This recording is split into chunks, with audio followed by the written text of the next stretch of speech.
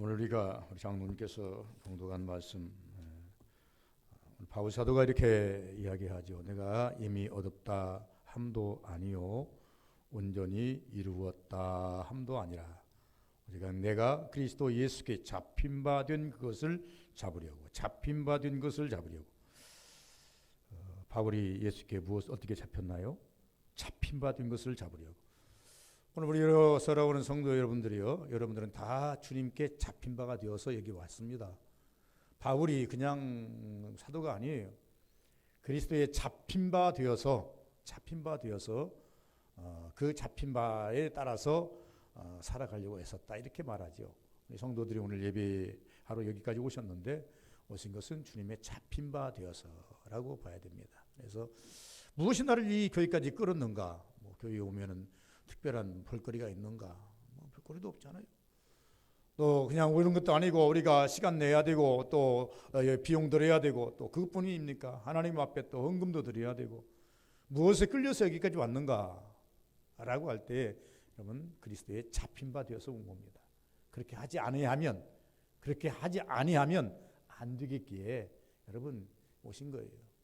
목사가 오락해서가 아니라 마음이 하나님께서 성령께서 여러분을 잡아 끌어서, 바울 사도가 그걸 말하는 거예요.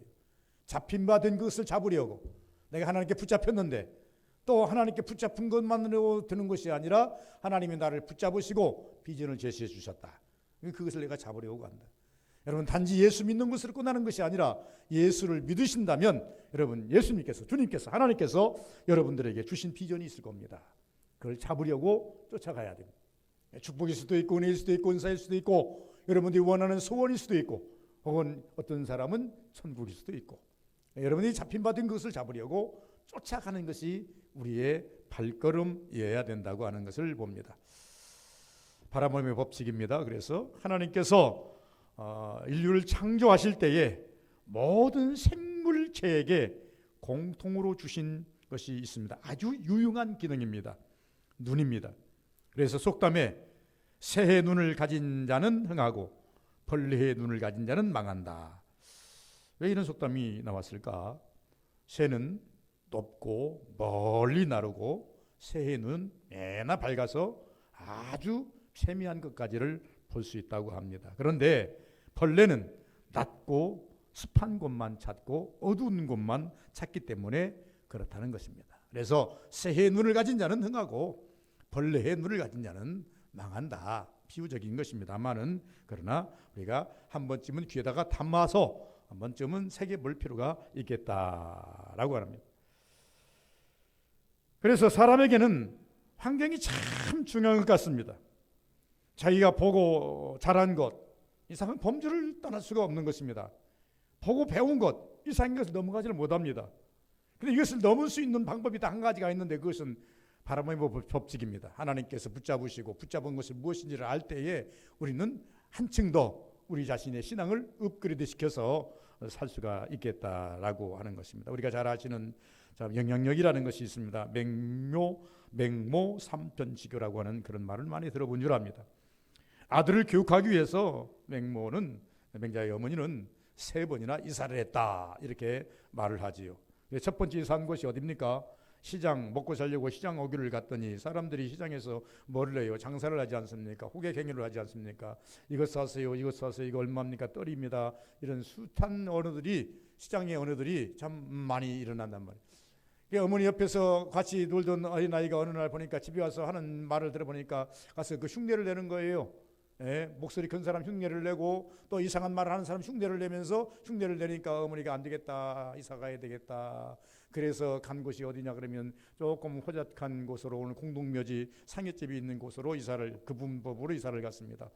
그런데 사람이 오늘날이야 그냥 연구처로 다 끝내버리지만은 과거는요, 사람이 죽으면 상에다가 메고 고골합니다. 하면서 고골합니다. 어느 날 보니까 아들이 그 곡주를 열심히 읊어댑니다. 아이고 어느 하면서 읊어댑니다. 그러니까 이 어머니가 깜짝 놀라가지고 안 되겠구나, 다시 또 이사를 가야 되겠구나. 그래서 서당 옆으로 갔더니 머지않아서 이 아이가 글 읽는 소리를 하더라고 말입니다. 하늘 전따지가 무렁무렁 이렇게 하면서 글 읽는 소리를 하더라. 그래서 유명한 우리의 교훈이 돼서 맹모는 자기 아들을 아들을 정말로 참 교육을 시키기 위해서 3번이나 이사를 했다. 그 말은 그것은 이사했다는 것이 중요한 것이 아니라 그 아이에게 무엇을 보고 배우게 만들 것인가. 이 환경이라는 것이 매우 중요하다. 이렇게 말씀을 하고 있다. 그 말이에요. 그래서 어렸을 때 보고 자란 그 모습이 그대로 평생을 이제 가게 만드는 3살적 버릇이 8까지 간다라고 하는 속담도 있는 것입니다. 성도에게는요, 하나님께 주신 영안이 있습니다. 우리는 이 부모로부터 태어날 때 참 장애를 입지 아니하고 건강한 눈을 가지고 태어나서 살지만 하나님께서 특별히 우리에게 주신 것이 있다고 한다면 그건 영안입니다. 그래서 성도에게 주신 육의 눈, 영의 눈 2가지가 있는데 우리가 육적으로 살 것인가, 영적인 눈을 가지고 영적으로 살 것인가, 우리는 육적인 삶의 마침표는 어떤 것인가, 어떤 결과를 가져오는가, 영적으로 살 때 우리에게 어떤 결과가 있는가, 우리는 생각하는 그러한 하나님께서 은혜를 주셨으므로 지혜도 주셨으므로 측정해 봐야 된다는 것입니다. 오늘 본문에 사도 바울은 성도에게 바로 보라, 똑바로 보라. 바울 사도는 이 말씀을 하시면서 과거에 자기가 보고 살았던 그때의 시각과 지금 영안을 가지고 살면서 보는 시각을 교차해서 우리에게 교훈의 말씀으로 주시는 겁니다. 오늘날 많은 성도들이 간증을 합니다. 간증을 할 때 전과 후를 말합니다. 그래서 전에는 이랬는데 후에는 내가 이렇게 됐다. 예수 믿기 전에는 이랬는데 예수 믿고 난 다음에는 이렇게 됐다. 다수의 많은 사람들이 이 고백을 함에 있어서 반드시 드러내는 것이 하나 있는데, 과거에는 내 기분, 내 생각, 내 지혜로 살았는데 하나님을 만나고 난 다음에 내가 영안이 열려서 하나님께서 내게 보여주신 것이 이것이더라, 하나님께서 나에게 끌어 이것이더라, 그래서 이렇게 살았더니 하나님께서 은혜를 더 주시더라. 그래서 반드시 하나님께서 영안을 열어주신 이유에 대해서 설명하는 것들을 우리는 많이 들을 수가 있습니다. 그래서 요한복음 3장 6절에 보면 이렇게 말씀을 합니다. 육으로 난 것은 육이요 영으로 난 것은 영이니. 그래서 영은 육을 살릴 수는 없지만 정말로 육은 영을 살릴 수가 없습니다. 육으로 난 사람은요 절대 영적으로 거듭날 수가 없는 거예요. 영을 살릴 수가 없는 겁니다. 그러나 영적으로 거듭나는 사람은 육을 살릴 수가 있다라고 하는 것입니다. 로마서 8장 5절에서 11절을 보니까 육을 쫓는 자는 육의 일을 하는 것이고 영을 쫓는 자는 영의 일을 하나니 육의 생각은 하나님과 원수가 되느니라, 이렇게 말합니다. 그러니까 이 로마서 바울이 쓴 말씀인데 바울 사도가 이렇게 말합니다. 하나님께서 우리에게 2가지의 눈을 주셨다. 육의 눈을 주셨다. 영의 눈을 주셨다. 그런데 육을 위해서 사는 사람이 아무 유익이 없다. 영적으로 살아야만 하나님께 유익이 있는데 육으로 사는 것은 하나님과 원수가 되는 행위다. 하나님의 원수가 되는 행위다. 이렇게 말씀을 합니다. 그러므로 하나님은 우리 모든 성도에게 눈을 주시되, 우리 성도들이라 그랬습니다. 주시되 영의 눈을 주셨다. 그리고 이 영적인 눈을 열어서 바라봄의 법칙, 어떻게 바라볼 것이냐. 영안이 열리되 확 열리셔야 됩니다. 네. 다윗은 예수요, 그 정도의 열려야 되죠. 네. 당신은 예수입니다. 당신 나의 구원자입니다. 이 정도로 열려야 됩니다. 어떤 사람은 예수를 볼 때 그냥 3가지의 테마가 나옵니다. 하나는 영적인 측면에서 메시아, 그리스도, 예수로 고백하는 사람이 있는가 하면 어떤 사람은 선생님으로 고백합니다. 저 정도는 세상에서 따라갈 수 없을 만큼 지적인 것이 너무 많다, 아는 것이 너무 많다, 선생님으로 비유하는 사람이 있습니다. 어떤 사람은 저 목수 아니야? 목수, 원래의 직업 목수로만 보는 사람이 있습니다. 그래서 예수님을 보는 시각이 성경에 보니까 3가지 시각이 나와요. 하나는 예수를 고유의 갈릴리에서 가버나움에서 살았던 그 모습을 생각하면서 목수, 이렇게 말합니다. 저 사람은 이 정도로 야, 이 목수는 목수인데 이 나가서 설교하는 거 보니까 이 나가서 사람 만나는 거 보니까 야, 대단한 그 지도자급은 된다. 선생님은 된다. 선생님. 거기까지는 답이 아니에요. 그러나 영화를 열린 사람은 예수를 바라보면서 다윗에서는 예수요, 이미 눈은 멀었지만은 눈으로는 보지 않지만 그러나 소경인 아데메가 눈은 보이지 않지만 그의 영안을 열어서 다윗은 예수요, 나를 불쌍히 여기소서. 구세주로 보는 영안까지 열려야 그게 온전한 사람이라고 하는 것입니다. 우리 성도들이 적어도 예수를 믿는다 하면서 교회 나와서 살면서 어디에 머물고 있습니까? 내 신앙이 아예 세상 사람과 똑같은 그러한 동물적인 그러한 자리에 머문다고 한다면 신앙이 진전이 없는 것입니다. 세상과 똑같은 거죠. 두 번째, 우리가 좀 신앙이 반전이 돼서 적어도 예수님이 말씀을 하나의 어떤 4대 성자처럼 거기까지 예수님 말씀은 참 좋은 거야, 교훈은 참 괜찮은 거야, 여기까지 안다 하더라도 하나님 그 기뻐하지 않습니다. 적어도 소경 바디메오의 고백처럼 다윗의 자손 예수 구원자 여기까지는 열어가야 하나님이 기뻐하신다 그 말입니다. 그래서 바라봄의 법칙인데, 첫째, 바라봄의 법칙은 성도는 항상 앞을 보아야 됩니다. 미래를 봐야 된다 그렇습니다. 그래야 과거를 이길 수 있고 현재도 이길 수 있다라고 하는 것입니다. 로마서 8장 18절에 보니까 바울 사도는 이렇게 말합니다. 현재의 고난은 장차 나타날 영광과 좋게 비교할 수가 없다. 성도는 신앙적으로 생각하면 항상 앞에 있는 것, 하나님을 보아야 된다는 것입니다. 이렇게 살아야 은혜를 받고 복도 받는데, 이 사람은 세 가지 유형이 있습니다. 믿는다 하는 사람도 믿지 않는 사람도 모든 사람이 영적인 동물이기 때문에 이 세 가지 유형을 가지고 사는데, 첫 번째 유형은 어떤 사람이냐 그러면 과거만을 너무 바라보는 과거의 집착형이 있습니다. 이 과거는 시비입니다. 과거는요, 우리 이미 걸어온 산물이기 때문에 거기는 반드시 흙을 긋는 것이 있다고 한다면 이제 좋은 일과 나쁜 일, 우울했던 일과 기쁜 일이 두 가지가 보이게 되어 있습니다. 그러므로 이것에 집착하면 어떤 때는 후회하게 되고 어떤 때는 안주하게 됩니다. 그래서 성경은 이제 과거에 발목 잡히지 말라는 겁니다. 여러분, 이스라엘 백성들이요, 애굽을 떠나서 가나안 땅에 들어가면서 하나님께 크게 벌받은 때가 한 번 있었습니다. 그 크게 벌받은 때가 언제인가? 그들의 입술로 이렇게 고백합니다. 우리가 애굽으로 돌아가자. 과거, 애굽은 과거의 산물입니다. 이미 그들은 그 과거의 산물에서 나오려고 얼마나 애썼습니까? 과거의 삶에서 나오려고 400년 동안 몸부림을 쳤습니다. 400년 동안 몸부림쳐서 그 과거의 산물에서 벗어났는데 광야에서 다시 뒤를 돌아보니 오늘 현재보다 과거가 훨씬 더 좋더라는 거죠. 그래서 과거로 돌아가자, 애굽으로 돌아가자, 이렇게 그들이 입을 열어서 고백을 합니다. 그런데 하나님께서는 이들을 벌하십니다. 내가 너희를 그 과거에서 어떻게 끌어냈는데 다시 과거로 돌아가겠다는 말인가? 어떤 사람들은 현실적으로 이렇게 말합니다. 내가 예수 믿다가 이렇게 고백하는 사람이 있습니다. 내가 예수 안 믿을 때보다 더 안 좋아. 차라리 내가 교회를 안 가고 예수 안 믿었으면 좋을 뻔했어. 이러시면 안 된다는 겁니다. 바울 사도는 우리에게 말합니다. 죄 것을 잊어버려라. 죄 것을 잊어버려라. 아무리 좋은 일이 있다 해도 잊어버리고, 아무리 슬프고 어리구리한 일이 있다 해도 잊어버려라. 네 삶에, 네 신앙에 발목 잡는 거다. 여러분, 과거에 집에 가면요, 우리는요, 신앙생활이 진전이 없습니다. 오직 독수리 집 날개치며 올라간 같이 우리는 상승해야 되는 신앙의 모습을 보여야 된다는 것입니다.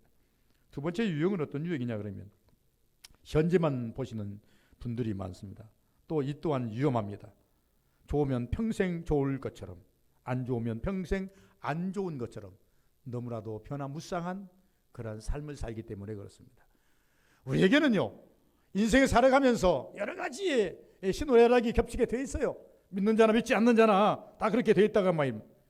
그러므로 현재 속에서 미래를 봐야 되고 전진이 있는 것입니다. 좋으면 연장을 위해서 기도하고 또 미래를 위해서, 다시 말씀드리면 자, 지금 내가 있는 현장이 좋다. 야, 이게 참 이 부분이 지금 내가 오늘 이 참 행복했다. 그러면 행복을 어떻게 해야 됩니까? 연장시켜야 할 거 아니겠습니까? 이 연장이라는 것은 다른 것이 없더라고요. 하나님께 기도하는 것밖에 없어요. 오늘 하나님, 오늘 내가 저도 그렇게 합니다만 오늘 하나님 아버지 주신 은혜가 너무 많아서 너무나 행복했습니다. 감사했습니다. 내일 또 동일한 은혜가 있기를 원합니다. 성경에도 보니까 이렇게 말한 자들이 너무나 많아요. 역사를 주관하시니까 하나님 아십니까? 그렇기 때문에 오늘 기뻤으면 이 기쁨을 어디로 가야 됩니까? 내일로 옮겨가기 위해서 기도해야 된다는 거죠. 그런데 반대로 기쁨만 있습니까? 우리에게 있어서 참 아픈 역사도 기쁜 힘든 것도 많이 있다 그 말입니다. 그러면 이것도 기도할 사항이에요. 하나님, 오늘은 내가 고통스러웠지만 내일은 하나님 아버지 이 고통에서부터 벗어나게 도와주시기를 원하고 더 편안하기를 원합니다. 이렇게 기도해야 하는 것이 우리의 사명이라고 하는 것입니다. 세 번째 유형은 우리가 찾아야 할 삶인데 미래까지 바라보는 삶이어야 됩니다. 이것은 아무나에게 주시는 것이 아니라 여러분 미래라고 하니까 인생의 미래는 끝이 있어요. 여러분 우리가 이제 젊은이의 꿈과 중년의 꿈과 노년의 꿈이 다르겠지요. 이제 아주 소년들의 꿈은요 비전이 큽니다. 앞으로 무엇이 될지 몰라요. 어떻게 노예에 따라 가지고 대통령도 될 수 있는 거고 뭐 장창호도 될 수 있는 것이고 대기업가도 될 수 있는 것이고 석학도 될 수 있는 것이고 엔지니어도 될 수 있는 것이고 모든 것이 가능성이 다 있는 것 아니겠습니까? 그러나 중년이 넘어서 노년에 가면요 자꾸 뭐가 더 오르죠. 줄어져서 소망이 줄어질 수밖에 없는 거예요. 나중에 나이가 많이 먹으면 내가 어떻게 죽을꼬 이런 것이 소망 아니겠습니까? 그러나 모든 사람의 계층별로 다 소망이 있어야 된다. 미래는 열려있다. 그래 이 땅의 미래는 끝이 있더라 그 말입니다. 아무리 소년이라도 아무리 나이 먹은 사람이라도 이제 끝이 있더라 그 말입니다. 그러나 우리 기독교의 신앙은 이 땅에서 머무는 신앙이 아니라는 겁니다. 이 땅에서 머무는 삶이 아니라는 것입니다. 계속 전진해서 어디까지 이어져야 됩니까? 천국까지 이어져야 된다는 것입니다. 그래서 사도 요한은 계시록 21장 1절에 보니까 새하늘과 새 땅을 향하여 라고 말했습니다. 바울 사도는 빌립보 오늘 본문 3장 14절에 보니까 푯대를 향하여 라고 말했습니다. 창세기 보니까 에사와 야곱이 나오는데 에서는 좋은 것을 향해서 육의 눈을 가지고 좋은 것을 가지고 땅의 것을 너무나 탐닉하다 하면서 땅의 것만을 추구합니다. 야곱은 나쁜 조건이지만 하늘을 바라보면서 이기고 나가는 것을 볼 수 있습니다. 그러면서 에레미야에 보니까 에레미야 1장에 보니까 에레미야에게 하나님께서 묻지 않습니까? 에레미야야 나타나셨어요. 하나님께서. 예 하나님 너 지금 무엇을 보느냐? 하나님 방금 보여주셨어요. 뭐를? 너 무엇을 보느냐? 예 살구나무를 보나이다. 또 묻습니다. 에레미야야 너 방금 전에 살구나무 보았지? 그 살구나무가 어떻게 되었느냐? 예 꽃이 피고 열매가 맺었나이다. 잘 보았도다.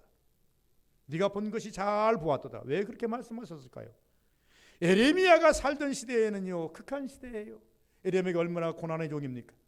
시험을 깎이고 발가벗겨서 폐옷을 입고 구렁텅이에 흙구덩이에 집어넣어서 웬만하면 죽이려고 하고 그리고 누구도 에레미야가 말하면 그를 신뢰하지 아니하고 뺨을 치고 모욕을 주고 이런 극한 시대에 태어났던 종 에레미야예요. 그러면서 하나님께서 에레미야에게 말씀하십니다. 너 본 것이 뭐냐? 예, 살구나무입니다. 잘 보았도다. 어떻게 됐지? 꽃이 피었나이다. 그것도 잘 보았다. 어떻게 됐지? 열매를 맺었나이다. 맞다. 이스라엘이 그런다. 너 지금 현재의 상황은 너 지금 멀고 있는 현재 이 시간은 너에게 고통이 오고 힘들고 어렵지만 이스라엘의 장래는 살구나무에서 꽃이 피고 열매가 맺는 것처럼 희망이 남아있다. 에레미야는 이 말씀 한마디로 그가 순교하기까지 죽기까지 말씀 가지고 고난의 종이지만 버티고 살아요. 우리 믿는 성도들이요 찾아야 할 삶이 무엇이냐라고 하는 야곱이 견딜 수 있었던 것이 뭐냐? 야곱이 견딜 수 있었던 것은요 베들에서 하나님 한번 만난 거예요. 이 하나님 한번 만남으로 말미암아서요 20년 동안 고생했지만 그래도 참고 살았어요. 여러분 우리가 신앙생활하면서요 어려움이 오기도 합니다. 무슨 문제가 팔술술 풀렸으면 좋겠지만 잘 풀리지도 않습니다. 그러나 여러분들이 만난 그 하나님을 신뢰하고 믿고 나가다 보면 그거 하나 가지고 버티고 사는 겁니다. 하나님이 내 꿈에 나타나셔서 내 기도 속에 나타나셔서 내 마음속에 은혜를 주셔서 그 하나 희미하게 붙잡고 여러분 버티고 사는 것이다 그 말입니다. 그래서 우리 믿는 성도들은 항상 앞을 봐야 되고 미래를 봐야 된다는 것입니다. 바울이 말한 것처럼 장차 나타날 영광은 현재의 고난은 장차 나타날 영광과 좋게 비교할 수가 없다. 바울이 얼마나 고생스럽습니까? 얼마나 힘듭니까? 얼마나 고통스럽습니까? 그러지만은 장차 나타날 영광을 위해서 더 나아가서 오늘 빌립보에서 말한 것처럼 표대를 향하여 한 걸음 한 걸음 뚜벅뚜벅 나가는 그런 모습을 우리가 볼 수가 있겠다. 그렇습니다. 두 번째는 윗면만 보지 말고 내성도 봐야 됩니다. 내성도 봐야 되는데 예수님과 제자들이 보는 시각이 왜 달랐을까요? 같은 장소에서 같은 시간대에 동일한 사건을 보면서 예수님이 보는 시각과 제자들이 보는 시각이 때로 많이 달랐습니다. 예수님께서는 왜 제자들에게 가끔씩 책망을 하시면서 어떤 때는 칭찬도 했다가 어떤 때는 책망도 하셨는가요? 베드로가 어느 날 고백을 합니다. 주는 그리스도시요 살아계신 하나님의 아들입니다. 예수님께 칭찬하십니다. 바요나 시므나 내가 복이 있다. 그 고백 아무나 할 수 없는 고백인데 하나님이 너를 사랑했구나. 정말로 참된 고백이다. 하나님이 너에게 그 은혜를 주셨구나. 그 말은 무슨 말인가 하니까 내게 받았으면 우리가 말하는 것처럼 그냥 반짝 세일이 아니라 네 신앙 만들으라는 겁니다. 여러분 혹시 여러분들이 신앙생활 하시면서 깜짝 여러분 나타난 순간적으로 나타난 하나님의 은혜가 있습니까? 순간에 나타난 것을 영원히 당신 내 것으로 만들어야 됩니다. 이것이 사명이에요. 주여 지난 밤 내 꿈에 배웠으니 한번 꿈에 나타났어요. 그걸 갖다가 또 나타나게 해달라고 기도하는 그 찬송이 그 찬송이에요. 주여 지난 밤 내 꿈에 배웠으니 또 나타나 주옵소서. 어제 나타난 그 하나님이 오늘 또 나타나 주옵소서. 내 것 만드는 거예요. 내 것 만드는 거예요. 바요나 시므나 내가 복이 있도다. 복이 있도다. 복이 있는 것으로 끝나는 게 아니에요. 근데 베드로가 바로 책망을 받습니다. 내가 못 만들었어요. 깜짝 세일에 그가 혹해서 그리스도 고백했지만 예수님께서 십자가 져야 되겠다. 나는 십자가 지고 죽어야 된다. 아이고 선생님 그렇게 하지 마세요. 우리가 있는 내가 막을게요. 내가 뭐 사탄아 물러가라. 너는 나를 넘어지게 안 한다. 나는 육의 일을 생각하고 영의 일을 생각하지 않는구나. 이렇게 예수께서 말씀했어요. 그래서 잘 보았다. 칭찬해 주셨다가 안 된다. 너의 생각이고 사단이 준 것이다. 이렇게 말씀합니다. 요한복음 9장 2절에 보니까 길 가다가 소경을 만납니다. 그런데 이 소경을 만났을 때 두 견해입니다. 누구의 죄인가? 자신의 죄인가? 아니면 부모의 죄 때문에 이러는가? 이들이 찾은 것은 이렇게 말하면 무엇을 말하는 거 아니까? 이들이 무엇을 찾고 무엇을 말했는 거 아니까? 정죄의 대상을 찾은 거예요. 정죄의 대상. 제자들과 모든 주변의 사람들은 소경을 하나 놓고 정죄의 대상을 찾습니다. 그가 부모가 죄를 졌다고 한다면 그 나쁜 사람, 자기가 부모가 죄를 졌으면 지같이 벌을 받아야지 자식까지 물려주는 거야. 아니 소경이 땀에서부터 나왔는데 무엇이 말해서 뱃속에서부터 죄를 짓고 나온 거야. 정죄의 대상을 찾는 거예요. 그래서 예수님의 시각은 달랐어요. 이는 부모의 죄도 아니고 누구의 죄도 아니다. 본인의 죄도 아니다. 네가 고통 속에 지금까지 살았지만은 이 고통은 하나님의 영광을 나타내기 위해서 지금까지 고통을 네가 감수했다. 여러분 때때로 우리가 살아가면서 하나님의 영광을 나타내기 위해서 고통이 수반될 때가 있습니다. 이 고통이 해결될 때에 비로소 뭐가 일어납니까? 하나님의 영광이 드러날 때가 있습니다. 수없이 가난하다가 어느 순간에 하나님의 은혜로 폭발적으로 은혜를 받아서 부자가 될 때가 있습니다. 이 가난한 이 시기는요 고통의 시기입니다. 그런데 이것이 폭발적으로 하나님께서 은혜를 베풀어 부자로 바꿔지면 이것은 하나님의 은혜의 시기입니다. 이 일을 위해서 하나님께서 지금까지 인내케 만들었다는 것입니다. 바울은 이렇게 말합니다. 내가 표대를 향해서 가고 있다. 장차 나를 나타날 영광과 비교할 수가 없다. 지금은 나는 계속 고통이 있는데 이 땅에서 그것이 폭발적으로 확 드러나면 좋겠는데 내가 보기에는 이 땅에서는 폭발적으로 그것이 드러나지 않을 것 같고 그렇다고 해서 나는 실망하지 않는다. 내가 죽은 이후에 장차 나를 위해서 내가 목표한 바가 반드시 이루어질 것이다. 나에게 하나님 주신 비전이 반드시 내게 나타날 것이다 라고 말씀을 하고 있다 그 말입니다. 오늘 바울 사도가 본문에서 제시한 것은 사람들이 온통 보이는 것에만 집착하고 있다는 겁니다. 성공, 형통, 축복, 화려함. 그런데 바울은 세상적으로는 실패한 사람, 빈곤층에도 그렇게 빈곤할 수가 없는 사람, 쫓김을 받는 사람, 죽음을 앞두고 있는 사람, 그럼에도 그 내면에는 무엇이 있었는가라고 하는 것입니다. 무엇이 바울을 기뻐하게 만드는가? 그 이유가 무엇인가? 인내하게 하는 이유가 무엇인가? 내면의 신앙이라는 겁니다. 우리 어린 주일학교에 보면 항상 내가 가끔씩 읊어대지만 너는 왜 항상 웃니? 슬퍼도 눈물 나도 남들은 모를 거야. 왠지 좋아 항상 좋아. 내면의 신앙이에요. 남들이 몰라요. 내 안에 있는 예수, 주 안에 있는 나에게 딴 근심이 있으랴. 이걸 아무나 하는 게 아니에요. 예수가 안에 있는 자만이 할 수 있는 자예요. 예수로부터 위로를 받은 자만이 할 수 있는 자예요. 예수로부터 힘을 느끼는 자만이 할 수 있는 고백이고 노래예요. 그냥 읊어댄다가 노래가 아니라, 찬양이 아니라 정말로 내 안에 있는 예수를 내 입을 통해서 고백으로 다시 드러내는 거, 이 고백이 진짜 고백이라 그 말입니다. 그래서 바울이 말합니다. 내가 인내하는 이유, 내가 지금까지 참는 이유가 뭐냐? 내 내면의 신앙이에요. 예수가 내 안에 있다. 당장 나타나지 않는다 할지라도 나는 인내할 수 있다. 다시 말씀드리면 육의 눈으로 볼 수 없는 세계를 보기 때문이라는 것입니다. 우리 성도는요, 육의 눈으로 볼 수 없는 세계를 볼 줄 알아야 돼요. 보셔야 돼요. 볼 줄 아는 것을 넘어서 보셔야 됩니다. 힘써서 보셔야 됩니다. 주여 내게도 주소서. 내 눈을 열어주소서. 소경 받으며 외친 것처럼 네가 뭐 하기를 원하느냐? 보기를 원하나이다. 보기를 원하나이다.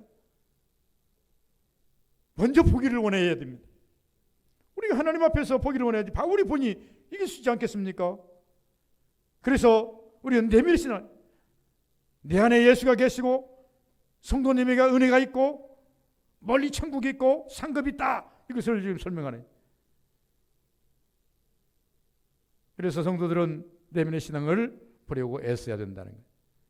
한 가지 때문에 죄인 만드는 것이 아니라 한 가지 고쳐주셔서 완전케 하시는 예수의 모형을 따라가야 된다는 것입니다.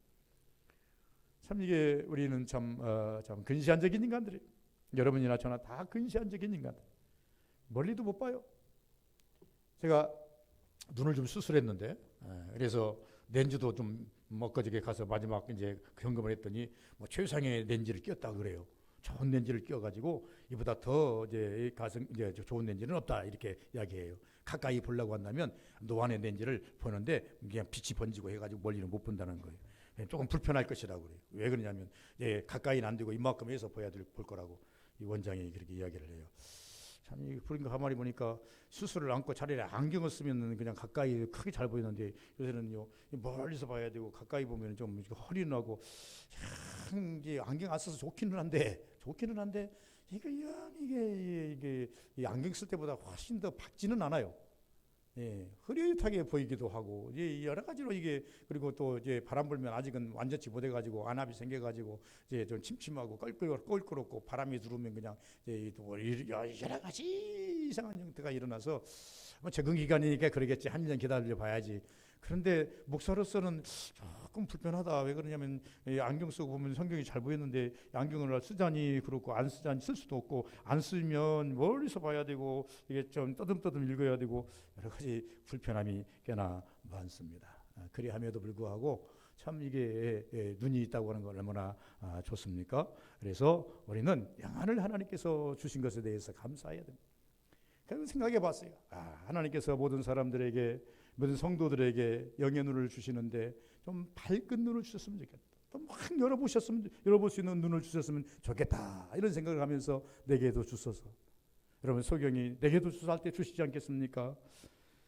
그래서 11절은 하나님을 보셔야 한다. 그렇습니다. 하나님께서 오늘 이 본문 속에 주신 말씀을 통해서 바라본 법칙은 뭐냐면 바울이 말하고자 하는 것은 뭐냐면 모든 역사의 주관자는 하나님이신데 상급 주신인도 하나님이시고 네 인생의 조명자도 하나님이신데 하나님 바라보고 따라가라.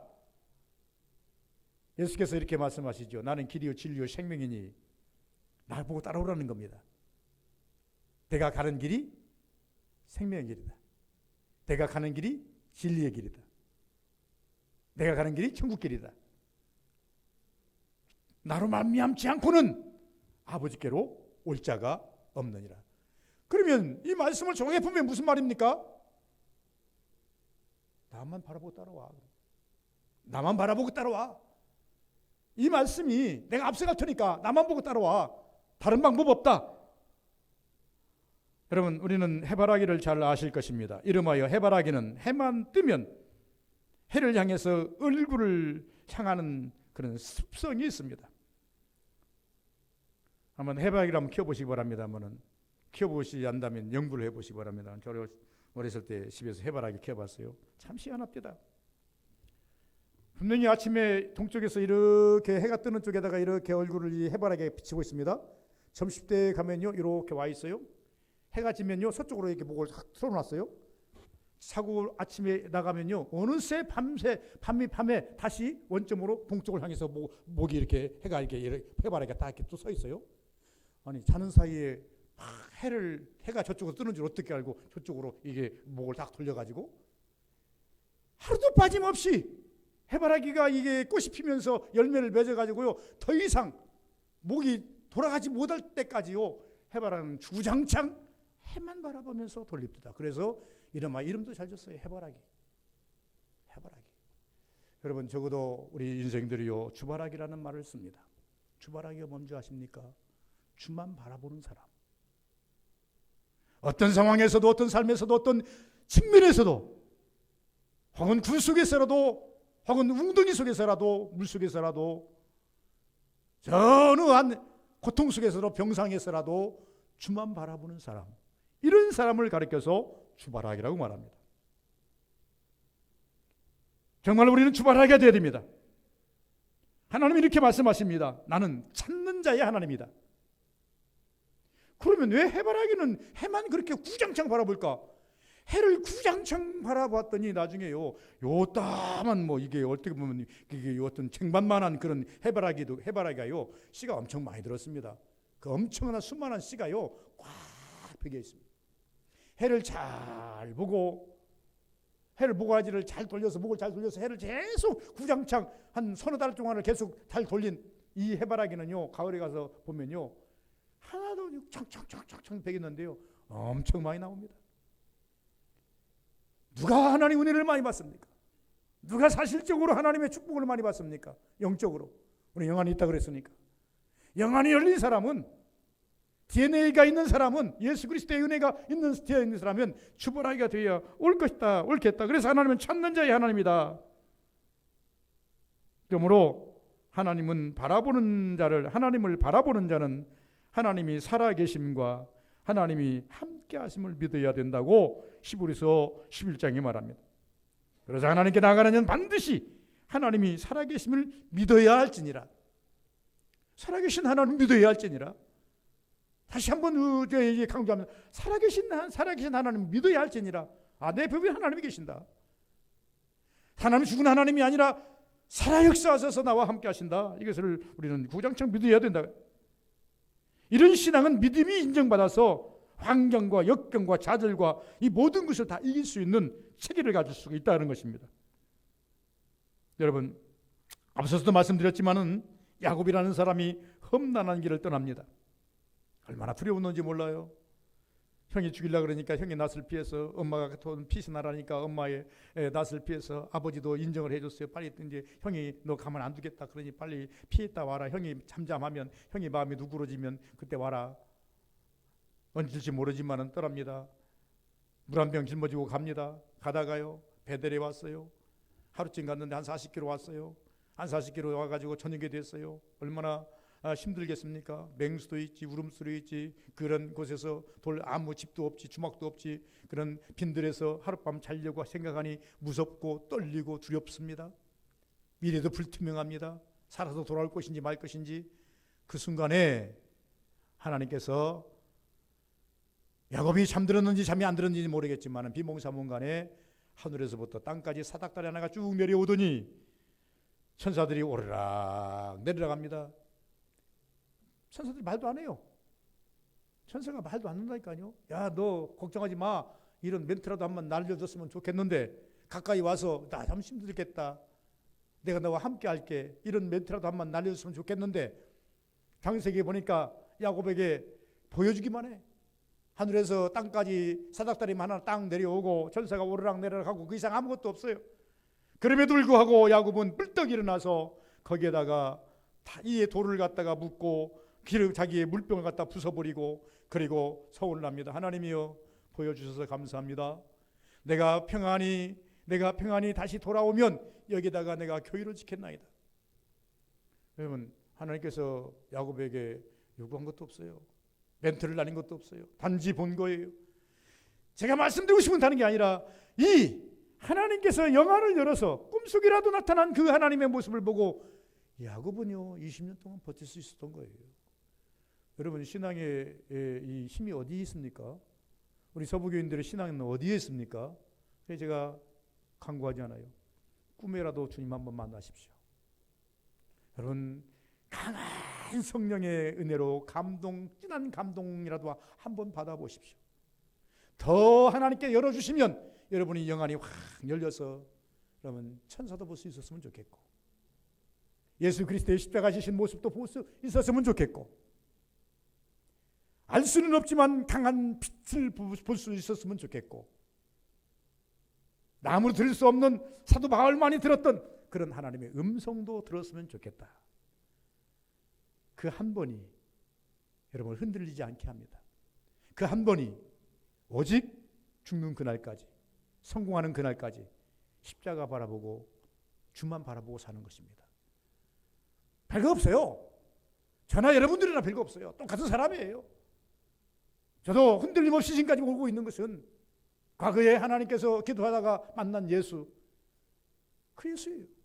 지금도 그 예수를 찾고 있고 그거를 항상 생각하고 있고, 그걸 생각하다 보면 좌절할 수 없어요. 그때 내 마음에 주시는 그 은혜들이 생각해 보면 우리가 거부할 수 없어요. 그래서 그 믿음을 가지고, 그 은혜를 가지고 현재의 고난을 이기는 거예요. 살아계시는데 뭐, 내 배우에 살아계시는데 뭐, 약속했는데 뭐, 이렇게 우리는 다 마지막에 하나님의 일을 보셔야 합니다. 이사야서 55장 8절에 보니까 여호와의 말씀에 내 생각은 너희 생각과 다르며 내 길은 너희 길과 다르니. 왜 이런 말씀을 했을까? 하나님이 동쪽을 보고 있는데 나는 서쪽을 보고 있습니다. 다른 거예요. 시각이 다른 거예요.